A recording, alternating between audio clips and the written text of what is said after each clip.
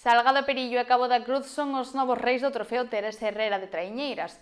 Os dous equipos impuxéronse este domingo na ensenada de Orzán, nunha regata marcada polo dominio galego. A enseada de Orzán volveu converterse este domingo no escenario do mellor remo. Na regata masculina, o triunfo foi para Cabo da Cruz.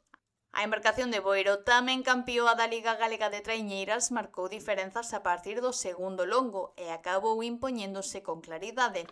15 segundos de vantaxe sobre Tirán e San Bertolameu certificaron o dominio dos de Cabo da Cruz, nunha proba na que o ritmo imposto polo barco de Manu Gago resultou decisivo. Na categoría feminina, o Salgado Perillo confirmou o seu gran momento de forma e conquistou por primeira vez a bandeira do trofeo Teresa Herrera.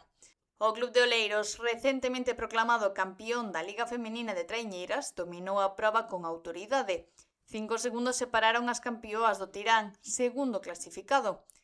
Chapela, gañador o ano pasado, completou o podio tras superar a Megrove por apenas un segundo.